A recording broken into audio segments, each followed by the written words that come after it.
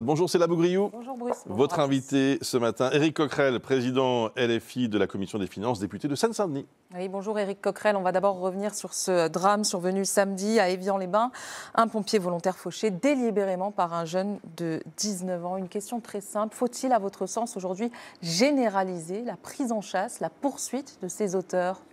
Déjà un petit mot pour le pompier, si vous voulez bien. Parce que les pompiers volontaires, ils sont trop mal rémunérés, trop mal protégés. Trop mal équipés et souvent c'est la cible de personnes qui s'en prennent, j'ai dire, à une certaine autorité, etc. Donc ça c'est un peu la chose. J'espère que le pompier d'Évian sortira de la situation très difficile dans laquelle il est. Il y a déjà des peines, vous le savez, qui ont été faites en 2018. La loi s'est aggravée. Hein. Il est possible d'avoir 1 an d'emprisonnement, le véhicule est saisi. Et on n'a pas le sentiment aujourd'hui que ça fonctionne. Voilà, le véhicule est saisi, etc. Donc il y a eu une aggravation et pourtant ça ne fonctionne pas. Donc, alors il y a 2 réponses. La première, bien évidemment, c'est d'appliquer la loi, c'est la première chose. Deuxièmement, c'est très certainement des questions aussi de prévention et d'éducation, de manière générale pour tout ce qui concerne le routier dès l'école. Vous remarquerez par exemple que il va y avoir bientôt, je le dis juste comme ça, j'ai rien du tout contre le film, j'irai le voir sûrement, mais il va bientôt y avoir Mission Impossible qui va passer. Vous remarquerez les exploits que feront Tom Cruise sur sa moto, très souvent sur une route, etc. Donc il y a toute une espèce de mythologie autour des véhicules, etc., qui traduit de cette manière-là peuvent être dangereux. Je n'explique pas ça de cette manière-là, mais c'est juste pour dire qu'il y a un contexte et que ce contexte, pour montrer aux jeunes que c'est extrêmement dangereux pour eux déjà. C'est dangereux, c'est pénible notamment pour les habitants. C'est dangereux au soir, pour eux, c'est pénible pour les habitants. Il faut même aller au contact, comme on le fait par exemple au Royaume-Uni. Et en plus, ça peut même s'avérer létal. Donc voilà, moi j'ai pas d'autre réponse que celle-ci. Il y a déjà, encore une fois, il faut que les gens qui nous écoutent comprennent qu'il y a eu des cas aggravés. Bon. Et puis après, il y a la situation mais là, c'est une autre partie de ce qui se passe si ces rodéos entraînent des blessures graves, voire malheureusement la mort de quelqu'un, ou d'ailleurs n'importe quel comportement illicite en voiture. Ça arrive de plus en plus souvent dans le pays. Quand Bruno Retailleau, hier, dit « Notre société a engendré une fabrique de barbares », est-ce que vous lui répondez ? Ça, je ne crois pas du tout à ça. Je crois que malheureusement, je ne crois pas à ce genre de phrases. Je les entends tous les 20, 30 ans, on nous ressort ça, donc à chaque fois, il y a des générations de barbares. Donc, alors on nous dit aujourd'hui c'est une génération de barbares par rapport à celle il y a 25 ans. Il y a 25 ans, les ministres de l'Intérieur, parfois, pas tous heureusement, sortaient le même genre d'ineptie. Non, je ne crois pas qu'on va résoudre les questions comme ça. On a des violences, par exemple. Prenons la question des rixes. Moi, j'en ai beaucoup des rixes dans ma circonscription qui s'amusent souvent très mal. On s'aperçoit qu'en termes de quantité, il n'y a pas plus de rixes que dans le papier. Simplement, par contre, elles sont plus violentes et plus jeunes. Donc c'est ça qu'il faut voir. Et notamment, alors pour les rixes, ce n'est pas la même chose sur les rodéos, mais il faut travailler beaucoup sur le psy. Il n'y a pas assez d'encadrement psy, et notamment de prévenir les comportements dangereux dans le pays. Dans une lettre au magistrat, Gérald Darmanin souhaite développer les peines alternatives et l'incarcération quand il s'agit d'une première infraction. D'abord, à votre sens, est-ce que c'est un bon moyen de diminuer la surpopulation carcérale aujourd'hui ? Oui, mais il faut aller plus loin. J'ai vu que Daniel Simoneau, qui est le contrôleur général de la privation des libertés, dit que il faut aller plus loin dans le modèle allemand. En gros, le modèle allemand, vous avez environ 75% des prisonniers qui travaillent, contre 28% dans le modèle français. Vous avez moins de gens en prison. C'est le seul à ne pas connaître de surpopulation carcérale aujourd'hui. Vous avez beaucoup moins de gens en prison. On a un système, je reviens un peu aux déclarations là, de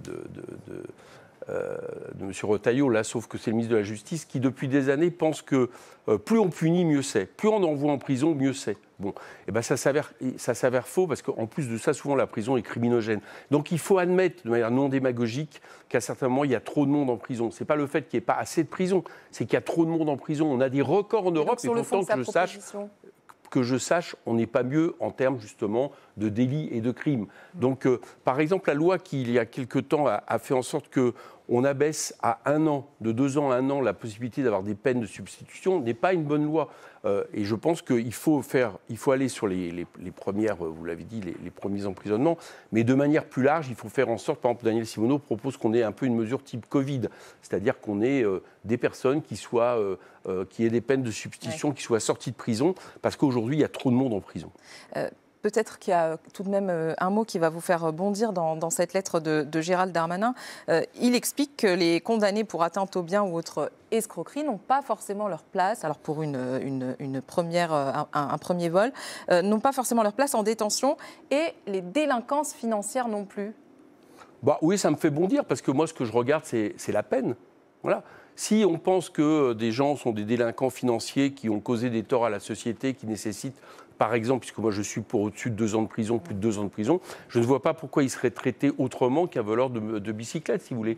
Donc voilà, je pense que la question n'est pas ce qui est commis, la question c'est la peine décidée par la justice, et en fonction de la peine décidée par la justice, il me semble normal que des délinquants en col blanc, des délinquants financiers, certains même délinquants en politique passent par la case prison. Bien. Mais je ne suis pas non plus pour vis-à-vis d'eux pour dire l'inverse de ce que je pense en général. C'est-à-dire la prison n'est pas forcément non plus toujours la solution. C'est bien noté. Emmanuel Macron, vous n'avez pas pu y échapper, sera invité d'une émission exceptionnelle demain sur notre antenne. Il devrait annoncer une consultation des Français sur plusieurs sujets, temps d'écran, rythme scolaire. Une question très simple. Vous y participeriez dans tous les cas ou alors vous allez boycotter par principe avant même de voir, voir ce qu'il a à proposer? Oui.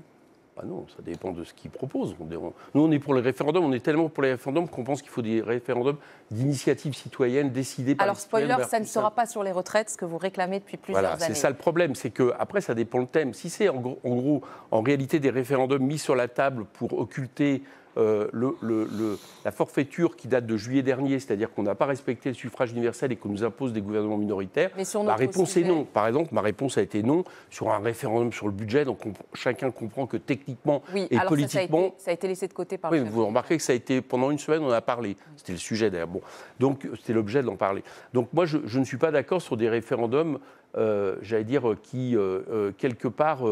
en réalité, sont plus là pour occuper l'espace politique que pour véritablement interroger les Français. Sur les principes, oui. Sur des grands principes, oui. Sur la fin de vie, ça pourrait être un thème. Incontestablement. On est sur des thèmes qui ouvrent après la possibilité d'une loi. Les retraites seraient quand même le meilleur des thèmes, puisque le Parlement était contre, les syndicats étaient contre, au peuple de trancher. Mais je me méfie un peu de l'instrumentalisation politique du référendum. Maintenant, si M. Macron veut faire un référendum comme le général de Gaulle, en disant que s'il y a un non, il s'en va, chiche. Mais vous répondrez forcément non à une question posée par Emmanuel Macron? Non. D'accord. Non, c'est ce que je viens de dire. C'est une question. Une toute dernière question. Vous avez lu La Meute, le livre de nos confrères je l'ai parcouru, oui. Je l'ai parcouru. C'est le numéro 1 des ventes. Oui. Il faut dire qu'avec la promotion, sur Amazon, vous admettrez que pour une promotion politique, ils ont eu tout. Numéro 1 des ventes, mieux que le best-seller Phénomène, la femme de ménage. Vous vous rendez compte? Ah ouais, écoutez. Qu'est-ce que ça vous inspire, ce succès? Comme fiction, c'est un bon succès. C'est une fiction? En partie, oui. C'est-à-dire que il y a des faits vrais, incontestablement. Moi, ce que je regrette dans ce livre, si vous voulez, c'est qu'on part, pour un livre politique qui part dès le départ d'une thèse qui est le fait que nous serions une secte, et une secte, je vous rappelle que ça s'interdit dans la situation actuelle, c'est nécessaire de le dire, l'instrumentalisation de ce livre, et qui, par exemple, enquête sur des gens qui ont, pour des raisons diverses, nous en veulent pour des raisons diverses, sans croiser ce qu'ils expliquent, sans croiser leurs témoignages. À la fin, ça dresse un portrait dans lequel je ne reconnais pas France Insoumise. Et le succès, ça vous inquiète ou pas? Je m'attendais. C'est impossible d'avoir une telle promotion, d'avoir 2 journaux qui soutiennent à ce point-là, qui en font l'événement. Donc voilà, je ne pense pas qu'il soit acheté. Merci beaucoup. Que les gens le liront avec discernement en écoutant les problématiques de méthode que je viens d'expliquer. Merci Éric Coquerel. Merci à Céla Bougriou.